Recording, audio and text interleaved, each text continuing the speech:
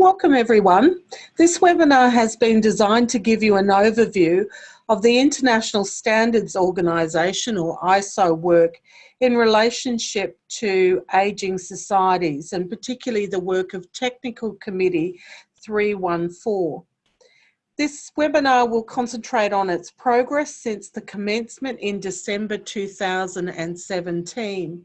I'm Anne Livingston, the convener of TC314 Communications Technical Group 2, and I would like to introduce my colleagues, Ms. Nell Zelf, Committee Manager, Dr. Sabrina Pitt, convener of Working Group 1, Aged Inclusive Workforces, and Dr. Thomas Lindner, convener of Working Group 2, Dementia Inclusive Communities, and finally Professor Alison Williams, the convener of Working Group 3, Carer Inclusive Organisations. Just firstly, a little bit about the scope and structure of TC314 Ageing Societies. Standardisation work is being carried out in the field of ageing societies, and particularly looking at the stakeholder benefits for older people and their families, service providers, product manufacturers, and across research, healthcare, carers and organisations, and importantly governments and the broader community.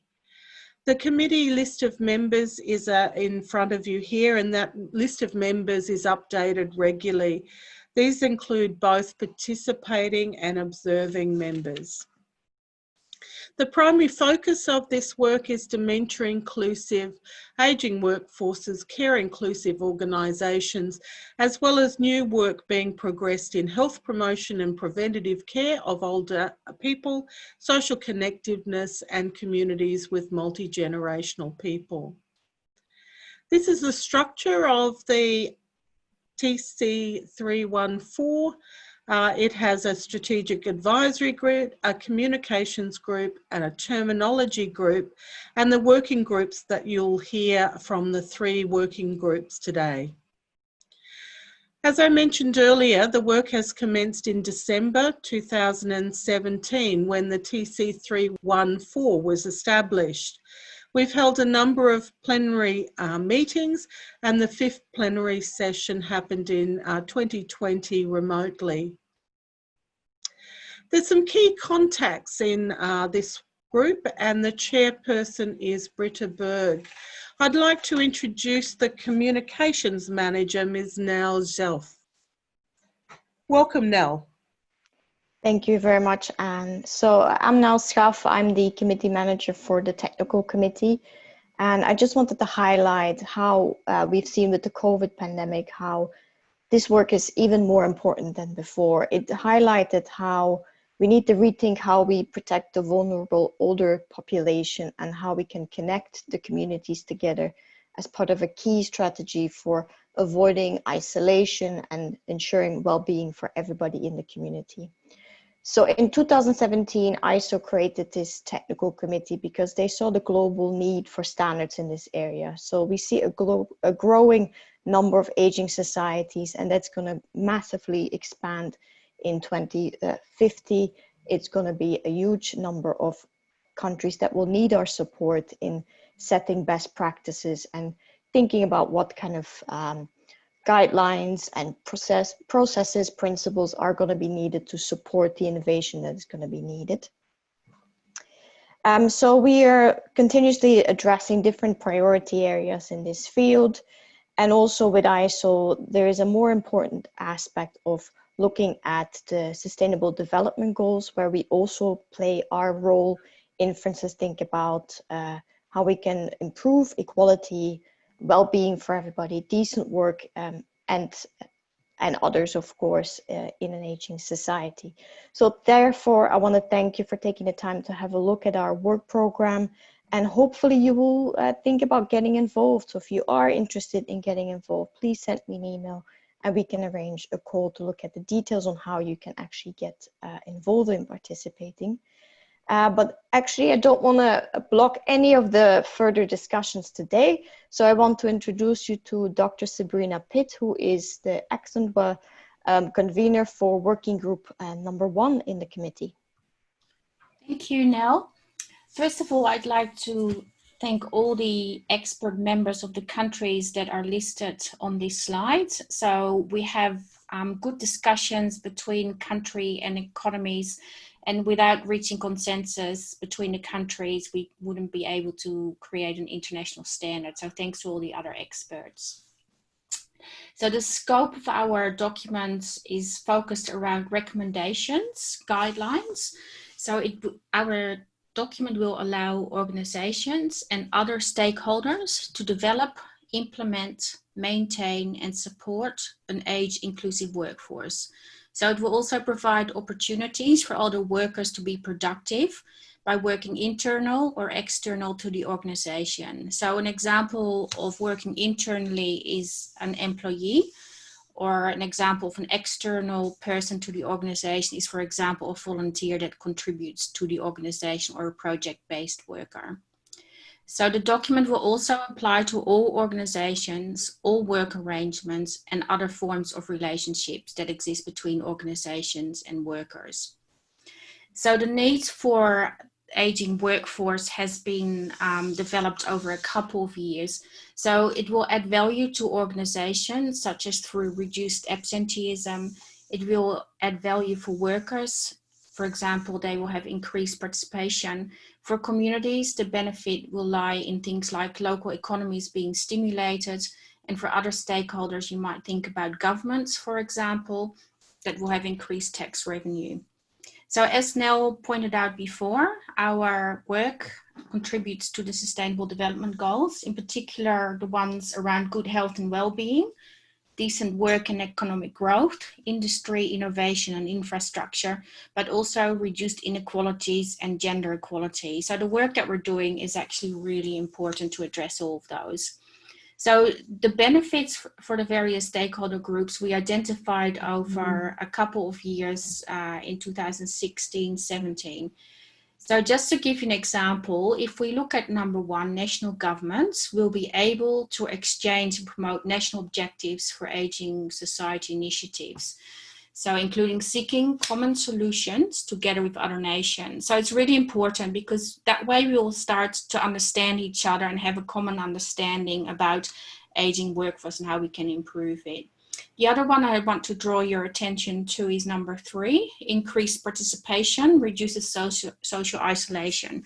So there's increasingly more evidence to demonstrate that social isolation is not good for the well-being of people.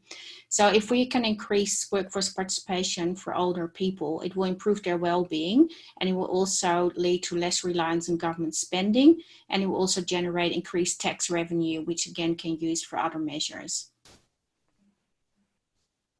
So at the moment, the elements of our document includes the following. So up the top, you can see the underpinning elements, leadership and age-inclusive organizational culture. And we also have guiding principles. These guiding principles are leadership and integrity, inclusiveness, confidentiality, privacy and security, health and well-being and safety, accessibility, the decency of work for people, and responsiveness of organizations and workers. So if you look at the left-hand side, you can, in the pink boxes, you can see that we focus there around retirement issues, but also intergenerational collaboration and how aging workforces benefits communities.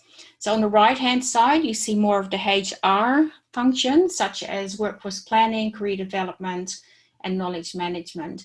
And in the middle, we've got topics that are very important for age-inclusive workforces, such as digitalization and innovation. So we think, for example, about artificial intelligence that may not only be negative, it can also be positive in the sense that it might be able to help people to stay at work longer by assisting people with staying at work for longer in a healthy and happy manner. Other items are, for example, work design, health and well-being, and of course, financial literacy for the planning into the future. The brown boxes down the bottom, they contain our annexes at the moment. So we talk about continual improvement. How do you use that? The different concepts of aging. So if you think about aging, most people think about it from a chronological age point of view or perspective, but you can think about it from a lot of other different perspectives, such as how many years have you been with an organization, or how many years have you been in a particular career. You can be 60 and you can have just started a new career and you will have only been in that for 2 years. So there's a massive difference in those areas, how you can look at aging in relation to work. Then we also have as an annex assessment tools and examples of metrics. So the example of metrics are also very important for organizations to understand how they are successfully achieving the age inclusive workforce guidelines. So we want to give them examples that they can work with. And then for the small businesses, we've got an annex for them as well, because they are often cut there. So, and then we have an annex for small business. So the timeframes and the next steps are as follows. So we began our work in October 2018. We had a committee draft that was done in early 2020. We have dealt with about 300 comments from people in June and May this year. So we expect to go for public comment late 2020, and we invite everybody to keep an eye out for that and give us comments where possible. So we expect the publication to be approximately done in November 2021. And if you want to get involved, please contact me or contact Nell. We'd be keen to have you on board and get all your expertise. Thank you. Thank you, Dr. Pitt. Great comprehensive coverage of your work area. It's now my pleasure to introduce Dr. Thomas Lindner, who's going to talk about the work of TC314, Working Group 2, Frameworks for Dementia Inclusive Communities. Welcome, Thomas. Hello, everyone. Yes, I'm the convener of the working group. In our working group, we work on developing a framework for dementia inclusive communities. So as we know, so to say, dementia is a we have a worldwide rise in the number of persons with dementia, and this creates an issue with the lack of awareness and understanding in the societies. So the creation of supportive, safe, inclusive communities for persons with dementia and those who care for them, which is very important, is essential to maximizing everyone's quality of life. So our framework, so to say, the outcomes of our framework that we expect are an improved quality of life, the ability to obtain recognition, of course, optimized resources.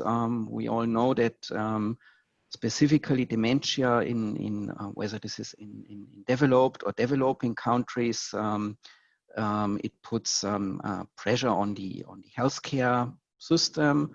It's related to high healthcare costs. And we want to create new opportunities for all stakeholders in our target communities. So the work, our framework, our document, our upcoming standard, it's targeted at communities and authorities.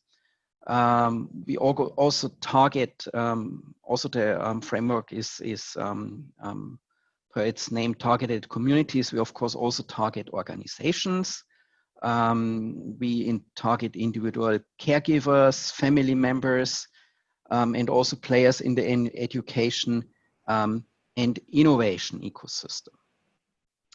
So the way our standard, our document is built up is that, of course, one of the key items is, so to say, that we focus on a co-design. This means we want to make the persons living with dementia, so to say, active creators of the community. We want to engage them in the development, in the setting up of the community. And in this regard, so to say, we set up a set of guiding principles and then provide a process so the communities can, in a step-by-step manner, so to say, implement these guiding principles in their community. Also, quite importantly, is that communities, as we said, this can be organizations, this can be faith communities, that can be municipalities. So we have many different types of communities. So our standard provides so-called guidance levels. So depending on the resources at hand, on the type of the communities can decide for different sets of requirements and recommendations, so to say, that fit to the specific community. Quite important is also that our standard, so to say, is linking to more than 20 other standards and technical committees, and so to say, provides a recipe how these standards can be incorporated in the development of the community. As also outlined by Sabrina Pitt, also in our working group, we are working with a quite large set of appendices. These appendices are kind of tools that shall support the communities to implement the recommendations and guidelines provided by our document. Yes, as you see here, we have a quite large list of members. The interesting thing is that dementia really concerns all types of nations and communities, and this is quite reflected in the diversity of the participating members in our group.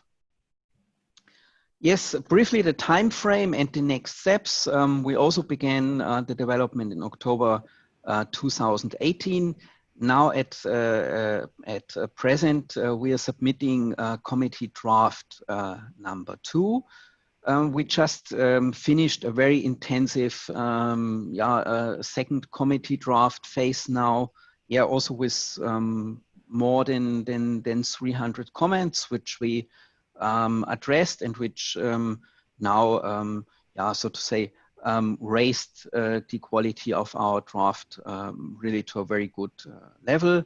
And we are now in a next step, refining our committee draft specifically with regards to readability, practicability, so that we ensure that this document can be used by a broad community of professionals. Yes, and so in a next step, then we also envision to publish this standard by mid to end of the next year. And it is also planned that the document will be translated into the national languages of some or most of the members, since of course the national languages are key to reach our target, the professionals in our target audience in a sufficient manner. Please, we are still in a process of refining our committee draft, our document, moving forwards to finalizing the standard. So we can, of course, need the input of stakeholders, of you, of many different types of stakeholders. And of course, even after publishing of the document as a first standard next year, it will be an ongoing work. We plan to update and refine the document in a continuous manner. So please, if you are interested to join our group, to work with us, contact me. Thank you. Thank you, Dr. Lindner, for your widespread presentation there. Thank you for undertaking that today. Now it's my pleasure to introduce Professor Alison Williams. Professor Williams is convener of the TC314 Working Group 3, Carer Inclusive and Accommodating Organisations. Welcome, Professor Williams. Thank you very much, Anne. It's a pleasure to be here. So I'll be talking about Technical Committee 314, Working Group 3, which is basically examining the Carer Inclusive standard, which is really focused on accommodating care employees who are defined as individuals who not only participate in the labor force as employees, but simultaneously provide unpaid care for an adult dependent or more than one dependent. So obviously these individuals are managing multiple space-time tensions and often under a lot of time stress, as well as resource and energy stress. And the need for this standard is really based on the fact that we are an aging globe, with 1 in 6 people being over the age of 65 in 2050. We also know that there's going to be very clear impacts on the global labor force with, again, the expectation for more and more informal care in the community and at home, and consequently employees having to be better accommodated in the labor force. We also recognize that care and caregiving is a gendered occupation. When I say occupation, both in the paid and the unpaid labor force. And given the gendered nature of care work globally, we know that the majority of care employees are female. And this is particularly the case in the developing world context or in the global south. Particularly in populations where there's limited education. We're also cognizant of the fact that there are double duty carers, which are carers who are not only paid as professional carers, whether they be in the healthcare labor force or otherwise, and also simultaneously providing unpaid informal care. And this standard is also inclusive of that particular group of carer employees. We know that there's currently no international standards for carer employees, so this really operates as a pioneering opportunity to address this particular issue. So we have a number of countries represented, including Australia, China, Finland, Singapore, Sweden, the United Kingdom, Uganda, and the United States. This standard was basically an initiative from Canada, as we do have a carer inclusive and accommodating workplace standard that was created in Canada in 2017 and operates as the beginnings of this international standard. We also have a number of delegates who are observing the process. The list is actually longer than the number of voting members. The components of the standard include an assessment or an environmental scan specific to the needs of the workplace and the workers themselves. For example, looking at the demographic profile to determine the number of carer employees and specifically the needs. With respect to, for example, double duty or sandwich caregivers, and sandwich caregivers not only have older dependents, but often younger dependents. The second is to really address and ensure confidentiality for workers, particularly those carer employees who are coming forward to participate in the process of the creation of the standard, in order that, again, they don't be stigmatized in the workplace as a result of their carer worker status. A really important component is the cultural change required with any particular workplace or organization, which is really speaking to the need to train management, particularly frontline supervisors, frontline managers, as well as human resource or the people persons organizations, in addition to creating awareness campaigns for management and workers alike, in that everyone is changing and being accepting of increased inclusivity for care workers more generally. And then finally, once the standard is tailored to a particular organization or workplace, the accommodations obviously need to be tailored accordingly, whether they be flexible hours, work from home, and a wide range of possible accommodations, many of which often are reflective of the accommodations provided for parents. So with respect to our time frame and our next step, we began the development of this international standard in May of 2019, and our publication date is expected in the second quarter of 2022.